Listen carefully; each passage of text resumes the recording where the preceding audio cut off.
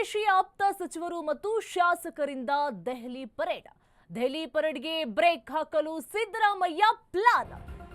ನಾಳೆ ಕೃಷಿ ಸಚಿವರ ತುರ್ತು ಸಭೆ ಕರೆದ ಸಿದ್ದರಾಮಯ್ಯ.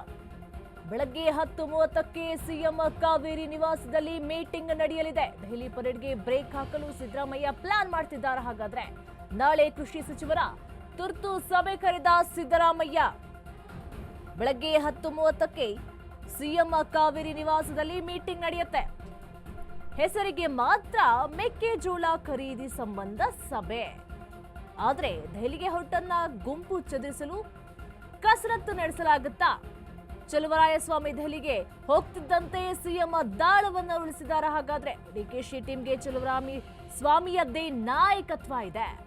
ಹಾಗಾಗಿ ಈ ಸಂಬಂಧ ಮಾತನಾಡಲು ಏನಾದ್ರೂ ಬೆಳಗ್ಗೆ ಮೀಟಿಂಗ್ ಅನ್ನ ಕರೆದಿದ್ದಾರೆ. ಹಾಗಾದ್ರೆ ಈಗ ಡಿಕೆಶಿಯ ಎರಡು ಟೀಮ್ಗಳು ಕೂಡ ದೆಹಲಿಗೆ ಹೋಗಲು ಸಜ್ಜಾಗ್ತಾ ಇದೆ. ಹಾಗಾದ್ರೆ ಯಾವ ಕಾರಣಕ್ಕೆ ಹೋಗ್ತಾ ಇದ್ದಾರೆ? ಅಥವಾ ಸಿಎಂ ಸಿದ್ದರಾಮಯ್ಯನನ್ನ ಏನಾದ್ರೂ ಕುರ್ಚಿಯಿಂದ ಕೆಳಗಡೆ ಇಳಿಸೋದಕ್ಕೆ ಏನಾದ್ರೂ ಮಾಸ್ಟರ್ ಪ್ಲಾನ್ ಮಾಡ್ತಿದ್ದಾರೆ ಎನ್ನುವಂತಹ ಅನುಮಾನ ಕೂಡ ಶುರುವಾಗ್ತಾ ಇದೆ. ಈ ಬೆನ್ನಲ್ಲೇ ಈಗ ಹೆಸರಿಗೆ ಮಾತ್ರ ಮೆಕ್ಕೆಜೋಳ ಖರೀದಿ ಸಂಬಂಧ ಸಭೆಯನ್ನ ಕರೆದಿದ್ದಾರೆ. ಹಾಗಾದ್ರೆ ದೆಹಲಿಗೆ ಹೋಗ್ತಿರುವಂತಹ ಟೀಮ್ ಅನ್ನ ಚದುರಿಸಲು ಏನಾದ್ರೂ ಪ್ಲಾನ್ ಅನ್ನ ಮಾಡ್ತಾ ಇದ್ದಾರೆ. ಸರಿಯಾಗಿ 10:30ಕ್ಕೆ ಮೀಟಿಂಗ್ ಅನ್ನ ಕರೆದಿದ್ದಾರೆ ಸಿದ್ದರಾಮಯ್ಯನವರು. ಇಲ್ಲಿ ಮೆಕ್ಕೆಜೋಳ ಖರೀದಿ ಸಂಬಂಧ ಅಂತ ಹೇಳಿ ಮೀಟಿಂಗ್ ಅನ್ನ ಕರೆದಿರೋದು. ಆದ್ರೆ ಅಲ್ಲಿ ದೆಹಲಿಗೆ ಹೋಗ್ತಿರುವಂತಹ ಟೀಮ್ ಅನ್ನ ಚದುರಿಸಲು ಏನಾದ್ರೂ ಪ್ಲಾನ್ ಅನ್ನ ಮಾಡ್ಲಾಗ್ತಾ ಇದೆಯಾ? ಹಾಗಾದ್ರೆ ಚಲುವರಾಯಸ್ವಾಮಿ ದೆಹಲಿಗೆ ಹೋಗ್ತಾ ಇದ್ದಂತೆ ಸಿಎಂ ದಾಳವನ್ನ ಉಳಿಸಿದಾರ.